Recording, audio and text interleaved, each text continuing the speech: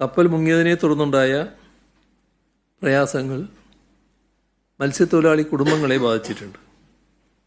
അവർക്ക് താൽക്കാലിക ആശ്വാസം നൽകണമെന്ന് യോഗത്തിൽ തീരുമാനമായി.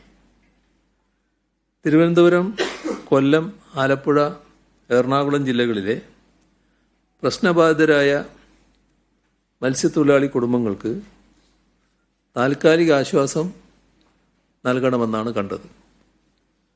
ഓരോ കുടുംബത്തിനും 1000 രൂപ വീതവും 6 കിലോഗ്രാം അരി വീതവും സൗജന്യ റേഷൻ നൽകണമെന്നാണ് കണ്ടത്. കപ്പലപകടം സംസ്ഥാന പ്രത്യേക ദുരന്തമായി പ്രഖ്യാപിച്ചിട്ടുണ്ട്. സ്റ്റേറ്റ് സ്പെഷ്യൽ ഡിസാസ്റ്റർ ആയി പ്രഖ്യാപിച്ചിട്ടുണ്ട്. ഡയറക്ടർ ജനറൽ ഷിപ്പിംഗ് വന്നിരുന്നു. അദ്ദേഹവുമായി ചർച്ച ചെയ്ത് നിലവിലുള്ള സ്ഥിതി അവലോകനം ചെയ്തിട്ടുണ്ട്. മത്സ്യത്തൊഴിലാളികൾ ഏകദേശം 20 നോട്ടിക്കൽ മൈൽ പ്രദേശം ഒഴിവാക്കി മത്സ്യബന്ധനം നടത്തണമെന്നാണ് ഇപ്പോഴുള്ള നിർദ്ദേശം. പോണ്ടിച്ചേരിയിൽ നിന്ന് ഒരു കപ്പൽ അപകടം നടന്ന സ്ഥലത്തേക്ക് തിരിക്കുന്നുണ്ട്.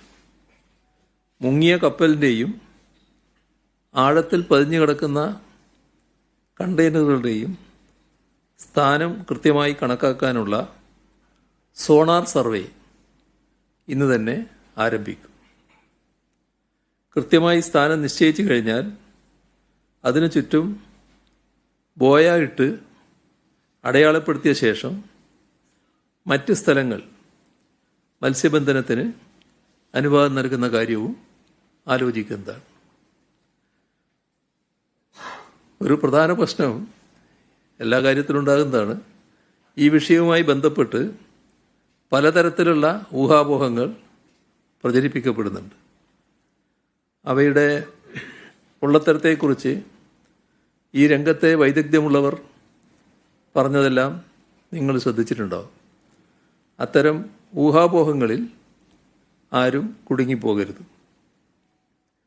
ദുരന്ത നിവാരണ അതോറിറ്റി വ്യക്തമായ നിർദ്ദേശങ്ങൾ നൽകുന്നുണ്ട്.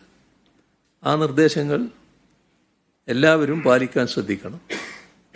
പ്ലാസ്റ്റിക്കോ എണ്ണയോ തീരത്ത് വന്നടിഞ്ഞാൽ അത് വൃത്തിയാക്കാൻ കൃത്യമായ മാർഗനിർദ്ദേശം ദുരന്ത നിവാരണ അതോറിറ്റി നൽകും.